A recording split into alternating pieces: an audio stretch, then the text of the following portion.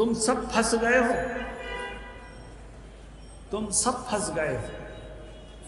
پھنسے کیسے ہو؟ میں نے آقا کی ایک حدیث آپ کے سامنے رکھ دی اور اس کی جو میں وضاحت کر سکتا تھا اللہ کی توفیق سے وہ میں نے وضاحت کی۔ آپ سے میں نے وعدہ لیا ہے کہ عمل کرو، اگر عمل نہیں کرو گے تو کیا ہوگا؟ میں ایک دو آیتیں سنا کے اپنی بات کو ختم کرتا ہوں۔ تم اس جلسے میں آئے ہو، پھنس گئے ہو، بچ نہیں سکتے۔ اب پھنسے کیسے؟ تم نے باتیں سنی ہیں، یا تو اس پر عمل کرو گے یا ایک کان سے سن کے دوسرے کان سے نکال دو گے۔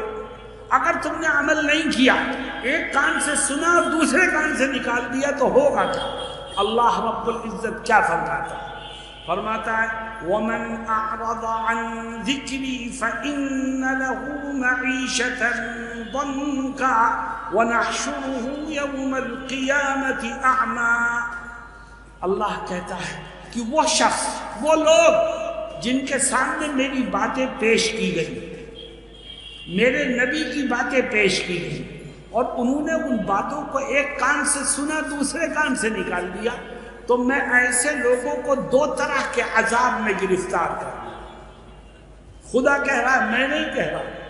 وَمَنْ أَعْرَضَ عَنْ ذِكْرِي فَإِنَّ لَهُ مَعِيشَةً ضَنْكًا، جو باتوں کو، دین کی باتوں کو سن کر کے انسنی کر کے اور ان پر عمل نہ کرے تو اس کو دو طرح کے عذاب میں رب ذوالجلال گرفتار کرتا ہے۔ پہلا عذاب دنیا میں، وہ کیا ہے؟ اللہ کہتا ہے کہ میں ایسے شخص کی زندگی سے چین و سکون کو چھین دیتا ہوں۔ اس کے پاس سب کچھ ہوگا مگر چین و سکون نہیں۔ رات میں مچھلی کی طرح تڑپتا ہوگا، نشے والی گولیاں کھائے گا مگر پھر بھی نیند نہیں آئے گی۔ میں اس کی زندگی سے چین و سکون کو نکال دوں۔ وَمَنْ أَعْرَضَ عَنْ ذِكْرِي فَإِنَّ لَهُ مَعِيشَةً ضَنْكًا، میں اس کو گھٹی گھٹی زندگی دوں گا، میں اس کو زندگی کے چین و سکون سے محروم کر دوں۔ اور دوسرا عذاب قیامت کے دن ہوگا، وہ بڑا بھیانک ہے، اور فرماتے جو میری باتوں کو سن کر کے اس پر عمل نہیں کرے گا تو میں قیامت کے دن جب اس کو قبر سے اٹھاؤں گا تو اندھا کر کے اٹھاؤں گا، اندھا کر کے اٹھاؤں گا۔ وَنَحْشُرُهُ يَوْمَ الْقِيَامَةِ أَعْمَى، میں اس کو قبر سے اٹھاؤں گا تو اندھا کر کے اٹھاؤں گا۔ وہ گرتا پڑتا کسی طرح سے اللہ کے دربار میں پہنچے اور خدا سے سوال کرے۔ کیا سوال؟ قال رب لم حشرتنی اعمی وقد كنت بصیرا، وہ کہے گا اے خدا میں دنیا میں تھا تو میری آنکھیں تھیں، چوک تھی، میں آنکھوں سے ہر چیز کو دیکھ سکتا تھا، آج تو نے مجھے قبر سے اٹھایا تو اندھا کر کے کیوں اٹھایا؟ تو خدا کیا جواب دے گا؟ قال كذلك أتتك آياتنا فنسيتها وَكَذَلِكَ الْيَوْمَ تُنْسَى۔ اللہ کہے گا ہاں دنیا میں تیری آنکھیں تھیں اور تیرے سامنے میری باتیں پیش کی جاتی تھی لیکن تو ان کو بھلا دیتا تھا، تو نے دنیا میں مجھے بھلایا، آج میں نے تجھے بھلا دیا۔ میدان محشر میں خدا بھلا دے تو بتاؤ وہ کون سا در ہوگا جہاں جا کر انسان رحم و کرم کی بھیک مانگے۔ اس لیے یہ طے کرو کہ جو کچھ ہم نے سنا ہے ہم اس پر عمل کریں، اور یہی نبی کریم صلی اللہ علیہ وسلم کی سب سے بڑی فضیلت ہے کہ آپ کی تعلیمات نے انسانیت کے چراغ کو روشن کیا ہے۔ آپ محسن انسانیت ہیں، یہی وہ تعلیمات ہیں جس کی وجہ سے انسان ترقی کی منازل کو طے کرنے میں کامیاب ہو سکتا ہے۔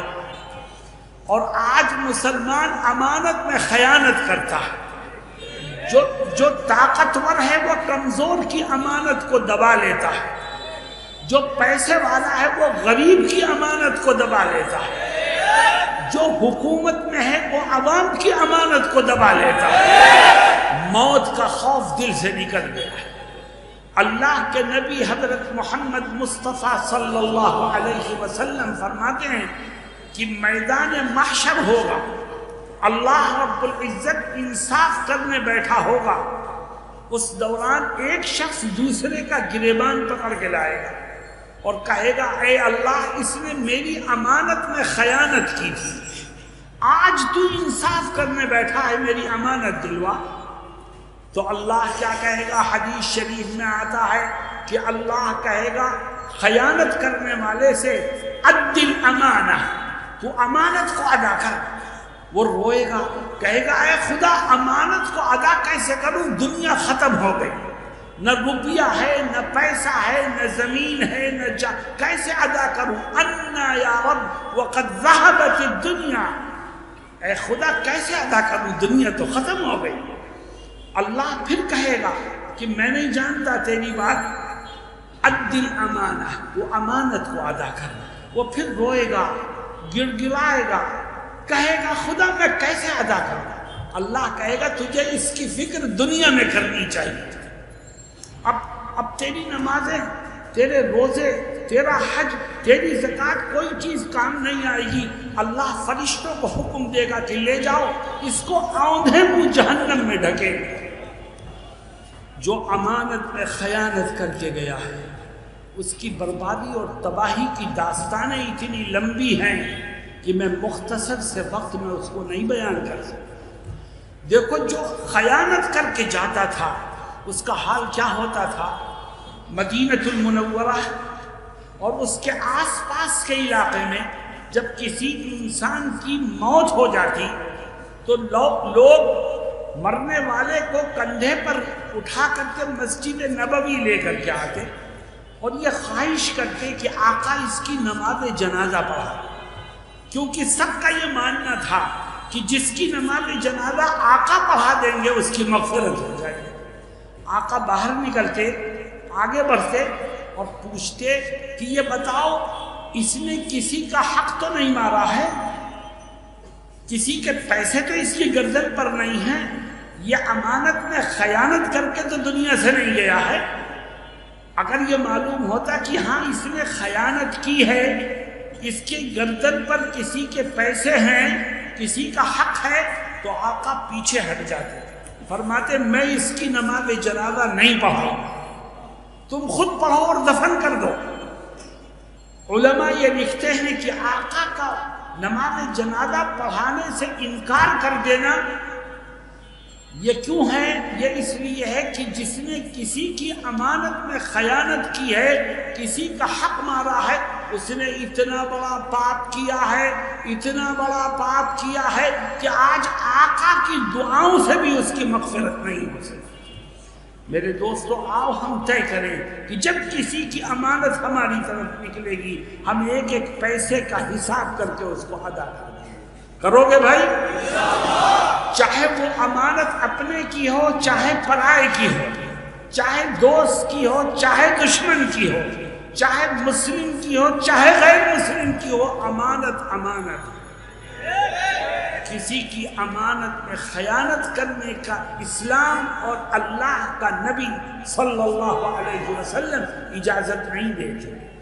تو پہلی خوبی اپنے اندر یہ پیدا کرو کہ انشاءاللہ زندگی کے آخری سانس تک ہر ایک کی امانت کو ادا کرتے رہیں گے۔ دوسری خوبی فرماتے ہیں حفظ امانت وصدق حدیث۔ اگر تم دنیا کے بہترین انسان بننا چاہتے تو آقا فرماتے ہیں آؤ اس کا طریقہ میں تم کو بتاتا ہوں۔ تم اپنے اندر 4 خوبیاں پیدا کرو، 4 میں سے دوسری خوبی فرماتے ہیں نماز روزہ حج زکوٰۃ کرتے رہو لیکن ابھی اچھے انسان نہیں بنے، ابھی اچھے انسان نہیں بنے۔ اچھے انسان بننا چاہتے ہو تو ایک کام اور کرو۔ اے آقا وہ کام کیا ہے؟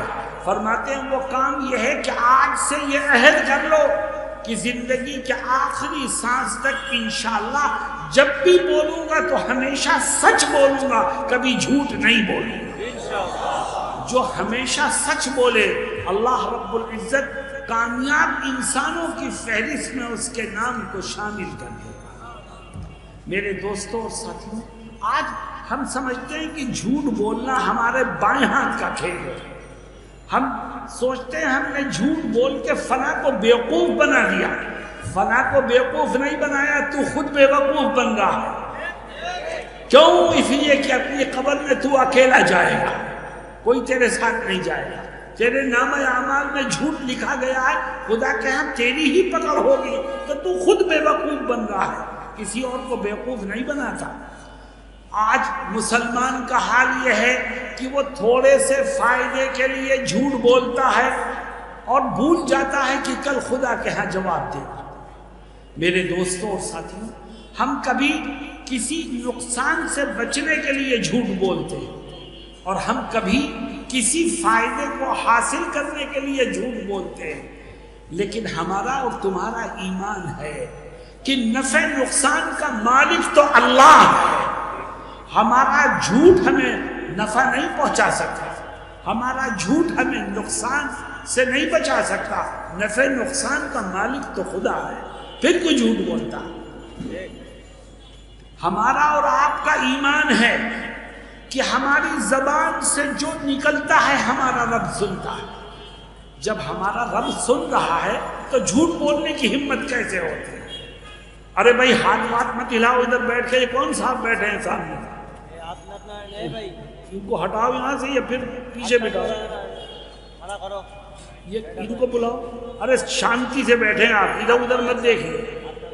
میرے دوستوں اور ساتھیوں، جھوٹ سے بچنے کی کوشش کرو اور طے کرو کہ انشاءاللہ چاہے نفع ہو چاہے نقصان ہو، اپنے رب کی رضا کے لیے ہمیشہ سچ بولے. اللہ کیا کہتا ہے قرآن میں؟ کہتا ہے جب تم باتیں کرتے ہو میں تمہارے ساتھ ہوتا ہوں، تم بولتے ہو تو میں تمہارے پاس ہوتا ہوں. کیا کہتا ہے؟ أَلَمْ تَرَ أَنَّ اللَّهَ يَعْلَمُ مَا فِي السَّمَاوَاتِ وَمَا فِي الْأَرْضِ مَا يَكُونُ مِن نَجْوَى ثَلَاثَةٍ إِلَّا هُوَ رَابِعُهُمْ وَلَا خَمْسَةٍ إِلَّا هُوَ سَادِسُهُمْ وَلَا أَدْنَى مِن ذَلِكَ وَلَا أَكْثَرَ إِلَّا هُوَ مَعَهُمْ. اللہ کہتا ہے میں زمین و آسمان کی ہر چیز کو جانتا ہوں. اور کیا کہتا ہے؟ کہتا ہے جب تم تین آدمی بیٹھ کر چپکے باتیں کرتے ہو، سرگوشی کرتے ہو، بہت ہلکی آواز میں بولتے ہو، تو وہاں تم تین نہیں ہوتے، وہاں چوتھا میں ہوتا. اور جب تم چار آدمی بیٹھ کر چپکے باتیں کرتے ہو تو تم وہاں چار نہیں ہوتے، پانچواں میں ہوتا. اور اللہ کہتا ہے تمہاری تعداد زیادہ ہو یا کم، ہر وقت میں تمہارے ساتھ. تو پھر جھوٹ بولنے کی ہمت کیسے ہو؟ آؤ ہم طے کریں کہ جب بھی بولیں گے تو سچ بولیں. تمہیں سچ بولو. اور دیکھو میں ایک بات تمہیں سمجھانا چاہتا ہوں، تم دنیا میں سچ بولو، ہر موقع پر سچ بولو، سچائی کے عادی بنو تو اللہ رب العزت اس کی برکت سے تمہیں قبر میں بھی سچ بولنے کی توفیق عطا فرمائے. اور اگر تم دنیا میں جھوٹ بولو گے تو قبر میں بھی اللہ رب العزت تمہیں جھوٹوں میں شامل کر دے. چنانچہ نبی کریم صلی اللہ علیہ وسلم ایک حدیث شریف میں کیا فرماتے ہیں؟ کہتے ہیں کہ جو آدمی سچ بولنے کا عادی ہوگا، سچ بولے گا، وہ جب قبر میں جائے گا تو دو فرشتے آئیں گے، اسے اٹھا کے بٹھائیں گے، اس سے سوال کریں گے. پہلا سوال کریں گے یہ بتا تیرا دین کیا ہے؟ وہ کہے گا میرا دین دین اسلام ہے. دوسرا سوال کریں گے یہ بتا تیرا رب کون ہے؟ وہ کہے گا میرا رب وہ ہے جو زمین و آسمان کا مالک ہے. تیسرا سوال کریں گے کہ یہ بتا یہ کون ہے جو تمہارے درمیان بھیجے گئے تھے؟ وہ کہے گا یہ میرے آقا حضرت محمد مصطفیٰ صلی اللہ علیہ وسلم ہیں جو نبی بنا کر کے بھیجے گئے تھے. وہ تین سوالات کے صحیح جواب اس نے دیے. ابھی وہ جواب دے کے چپ ہوگا کہ آسمان سے خدا بولے گا اور کہے گا ان صدق عبدی، میرے بندے نے سچی باتیں کہی. یہ سچی بات قبر میں کون کر رہا ہے؟ جو دنیا میں ہر موقع پر سچ بولنے کا عادی تھا۔ اللہ فرشتوں سے کہے گا یہ تو میرا سچا بندہ ہے، یہ بتاؤ تم نے اسے کہاں لٹا رکھا ہے؟ یہ اللہ یہ تو قبر کی مٹی پر لیٹا ہے۔ فرماتا ہے نہیں، یہ سچا بندہ ہے۔ فَفْرِشُوهُ مِنَ الْجَنَّةِ، جاؤ جنت کا بستر اس کے نیچے بچھا دو۔ یہ سچا بندہ ہے، جاؤ وَالْبِسُوهُ مِنَ الْجَنَّةِ، جنت کا لباس اس کو پہنا دو۔ ارے یہ سچا بندہ ہے، اس لیے وَافْتَحُوا لَهُ بَابًا إِلَى الْجَنَّةِ، جاؤ اس کی قبر میں جنت کی طرف دروازے اور کھڑکیاں کھولو۔ سچ بولو گے تو اللہ قبر میں بھی سچ بولنے کی توفیق عطا فرمائے گا۔ کیوں بھئی ہمیشہ سچ بولو گے، اور اگر جھوٹ بولو گے تب کیا ہوگا؟ حدیث شریف میں فرماتے ہیں نبی کریم صلی اللہ علیہ وسلم کہ جب جھوٹا آدمی مر کے قبر میں جائے گا، فرشتے اسے اٹھائیں گے، اس سے پوچھیں گے بتا تیرا دین کیا ہے؟ تو وہ جھوٹا وہاں پر بھی جھوٹ بولے گا، کہے گا مجھے کچھ پتہ نہیں یار میرا دین کیا ہے، چلو یہاں سے۔ دوسرا سوال کریں گے کہ یہ بتا تیرا رب کون ہے؟ کہے گا لا ادری، مجھے کچھ پتہ نہیں۔ تیسرا سوال کریں گے یہ بتا یہ کون صاحب ہیں؟ کہے گا لا ادری، مجھے کچھ پتہ ہے۔ تو آسمان سے خدا بولے گا اور کہے گا ان کذبا، یہ جھوٹا ہے۔ یہ کون ہے جھوٹا؟ دیکھو جو دنیا میں جھوٹ بول رہا تھا، قبر میں بھی اس کو اللہ رب العزت نے سچی بات سے محروم کر دیا، اور پھر خدا کہے گا یہ تو جھوٹا ہے، تم نے اسے لٹا کہاں رکھا ہے؟ کہ صاحب یہ تو قبر کی مٹی پر لیٹا ہے۔ فرماتے ہیں یہ اس قابل نہیں ہے کہ مٹی پر لٹایا جائے۔ فَفْرِشُوهُ مِنَ النَّارِ، جاؤ اس کے نیچے جہنم کی آگ کا بستر بچھا دو۔ یہ جھوٹا ہے، جاؤ اس کو جہنم کی آگ کا لباس پہنا دو۔ یہ جھوٹا ہے، جاؤ اس کی قبر میں جہنم کی طرف کھڑکیاں اور دروازے کھولو۔ اللہ ہم سب کی اور ہماری نسلوں کی حفاظت فرمائے اور ہمیشہ ہمیں سچ بولنے کی توفیق عطا فرمائے۔ تیسری خوبی، اگر تم بہترین انسان بننا چاہتے ہو تو اپنے اندر ایک تیسری خوبی بھی پیدا کرو۔ دیکھو یہ آقا کی وہ تعلیمات ہیں جو سونے کے پانی سے لکھنے کے قابل۔ فرماتے حفظ امانت وصدق حدیث وحسن خلیقت۔ کیا کہتے ہیں کہ اگر تم بہترین انسان بننا چاہتے ہو تو ایک تیسرا کام بھی کرو، اور وہ تیسرا کام یہ ہے کہ تم آج سے عہد کر لو کہ زندگی کے آخری سانس تک ہم اپنی کیریکٹر اور اخلاق کو اچھا بنانے کی کوشش کرتے رہیں۔ جس کے اخلاق اچھے ہوں گے، جس کا کیریکٹر اچھا ہوگا، وہ اللہ کے نیک بندوں میں شامل ہو جائے گا۔ ہم اپنے اخلاق کو اور کیریکٹر کو اچھا کیسے بنائیں؟ میں سوال کرتا ہوں کہ تم اپنے کیریکٹر کو اچھا بنانے کے لیے تیار ہو؟ صرف 3 کام کرو۔ اگر اپنے اخلاق کو اچھا بنانا چاہتے ہو تو نمبر 1، اپنی آنکھوں کو گناہوں سے بچاؤ۔ آج موبائل ہر نوجوان کے ہاتھ میں ہے، اور موبائل کو نیٹ سے کنیکٹ کرو، تم جو چاہو دیکھو۔ آج موبائل ایسی چیز ایجاد ہوئی ہے جس نے مسلم نوجوان نسل کو گناہوں کے دلدل میں دھسا دیا۔ ہمارا جوان موبائل کا مس یوز کرتا ہے، اس کی آنکھیں گناہ کرتی ہیں۔ موبائل کو لے کے بیٹھ جاتا ہے کمرے میں اور اندر سے کنڈی لگا لیتا ہے اور پکچریں اس پر دیکھتا ہے، اور بہت مطمئن ہے کہ دروازہ بند ہے، نہ باپ آ سکتا ہے، نہ ماں آ سکتی ہے، نہ بھائی اور بہن آ سکتا ہے۔ ارے تو بھول گیا، تیری ماں تیرا باپ تجھے نہیں دیکھ سکتا، لیکن 70 پردوں کے پیچھے بھی تیرا رب تجھے دیکھ سکتا۔ بتا اپنے رب کو کیا منہ دکھائے؟ اس لیے اگر تم اچھے اخلاق والے بننا چاہتے ہو تو 3 کام کرو۔ سب سے پہلا کام یہ کہ اپنی آنکھوں کو گناہوں سے بچاؤ۔ بچائیں گے انشاءاللہ، اور یہ سوچ کے بچاؤ کہ وہ رب مجھے دیکھ رہا ہے، جس نے میری آنکھوں میں روشنی دی ہے وہ مجھے اندھا بھی کر سکتا ہے۔ میری آنکھوں کی روشنی کو چھیننے کی طاقت ہے اس کے اندر۔ پھر گناہ کیسے کریں؟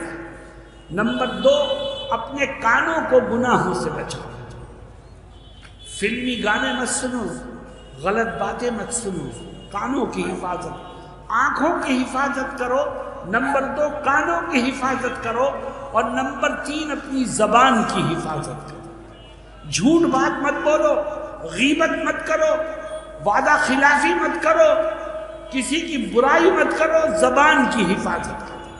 اگر تم آنکھوں کی حفاظت، کانوں کی حفاظت، زبان کی حفاظت کرو گے تو اللہ تمہارے کیریکٹر اور اخلاق کو بہترین بنا دے گا اور تم کامیاب انسانوں کی فہرست میں شامل ہو جاؤ۔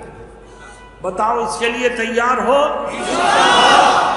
آج سے وعدہ کرو کہ ہم موبائل کا مس یوز نہیں کریں گے انشاءاللہ، اور جب دل چاہے کہ چلو چپکے سے کوئی پکچر دیکھیں تو فوراً سوچ لیا کرو خدا دیکھ رہا، خدا دیکھ رہا۔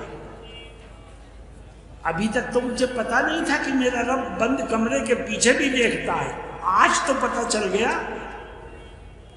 ایک بزرگ اپنے ایک مرید کو نصیحت کرتے ہیں، مرید کہتا ہے حضرت میں گھر جا رہا ہوں، مجھے ایک نصیحت کر دیجئے۔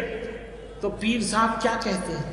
کہتے ہیں جاؤ اپنے گھر، بس میری ایک نصیحت یاد رکھنا کہ جب گناہ کا جذبہ دل میں پیدا ہو تو کوئی ایسی جگہ تلاش کر لینا جہاں خدا سے چھپ کر کے تم گناہ کر سکو۔ اگر خدا سے چھپنے کی جگہ ملے تو گناہ کرنا، اور اگر خدا سے چھپنے کی جگہ نہ ملے تو کبھی گناہ کرنے کا ارادہ مت کرو۔ میرے دوستو، نبی کریم صلی اللہ علیہ وسلم فرماتے ہیں کہ اگر تو بہترین انسان بننا چاہتا ہے تو نماز، روزہ، حج، زکوٰۃ کے ساتھ ساتھ اپنے اخلاق کو اچھا بنانے کی کوشش کر۔ اور اخلاق اچھے کیسے بنیں گے؟ اخلاق اسی وقت اچھے بنیں گے جب تیری آنکھیں کنٹرول میں ہوں گی، تیرے کان کنٹرول میں ہوں گے، تیری زبان کنٹرول میں ہوگی۔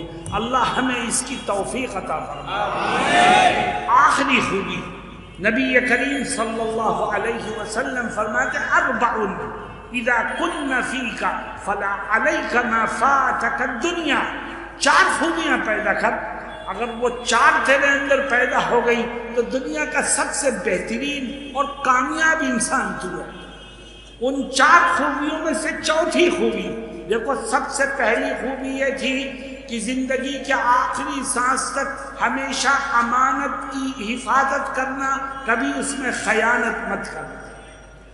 دوسری خوبی کیا تھی کہ جب بھی بولنا ہمیشہ سچ بولنا، کبھی جھوٹ نہیں بولنا۔ تیسری خوبی یہ تھی کہ زندگی کے آخری سانس تک اپنے اخلاق اور کیریکٹر کو بہترین بنانا، ان کو خراب نہ ہونے دینا۔ اور چوتھی خوبی فرماتے ہیں وَعِفَّةٌ فِي طُعْمَةٍ۔ اگر تم بہترین انسان بننا چاہتے ہو تو نماز، روزہ، حج، زکوٰۃ کے ساتھ ساتھ اپنے اندر یہ چوتھی خوبی پیدا کرو کہ اس بات کا عہد کر لو کہ زندگی کے آخری سانس تک جو لقمہ میرے پیٹ میں جائے گا وہ حلال کھاؤ، تیرا کھانا حلال ہو، تیرا پینا حلال ہو، تیری کمائی حلال ہو، تیرا کاروبار حلال ہو۔ تو یاد رکھ، اگر تیرا کھانا پینا حلال ہوگا تو رزق حلال کی برکت سے خدا تیری نمازوں کو قبول کرے گا، تیرے روزے قبول کرے گا، تیرا حج قبول کرے گا، تیری زکوٰۃ قبول کرے گا۔ اور اگر تیرا کھانا پینا حرام ہے تو یاد رکھ، جس جسم کے اندر دوڑنے والا خون حرام لقمے سے پیدا ہوا ہو، ناپاک لقمے سے پیدا ہوا ہو، اس کا ٹھکانہ جہنم کے سوا کچھ نہیں۔ آج مسلمان کاروبار کر رہا ہے مگر وہ حرام و حلال کا فرق بھول چکا ہے۔ میں آپ سے پوچھتا ہوں کہ بتاؤ مسلمان سودی لین دین میں مبتلا ہے کہ نہیں ہے؟ اور مسلمان بتاؤ شراب پینے میں سب سے آگے ہے کہ نہیں ہے؟ نشہ کرنے میں بھی سب سے آگے، حرام کاروبار کرنے میں بھی سب سے آگے، سودی لین دین میں بھی سب سے آگے۔ تو بتاؤ آسمان گرے کہ زمین پھٹے، کس چیز کا انتظار ہے؟ اگر آج ہم زندہ ہیں، ان گناہوں کے باوجود ہم چل پھر رہے ہیں اور ہم کھا پی رہے ہیں، ہم چین سے ہیں، تو یہ آقا کی دعاؤں کا نتیجہ ہے۔ ہمارے اعمال اس قابل نہیں ہیں۔ میرے دوستوں اور ساتھیوں، رزق حلال کھاؤ، رزق حلال کماؤ، حلال چیز پیو، حرام کو چھوڑو، اللہ تمہاری دنیا بھی بنا دے گا، اللہ تمہاری آخرت بھی بنا دے گا۔ آج سے جتنے ساتھی میری آواز سن رہے ہیں وہ طے کریں کہ ہم تھوڑا کمائیں یا زیادہ کمائیں، انشاءاللہ حلال کا کمائیں اور حرام سے اپنے دامن کو بچائیں گے۔ میرے دوستوں اور ساتھیوں، یہ 4 خوبیاں ہیں جو آقا نے اس روایت میں ذکر کی۔ میں نے آپ کے سامنے رکھی چاروں خوبیاں۔ آپ کی سمجھ میں بات آئی؟ کیوں بھائی بات سمجھ میں آئی؟ تو عمل کرو گے اس کے اوپر؟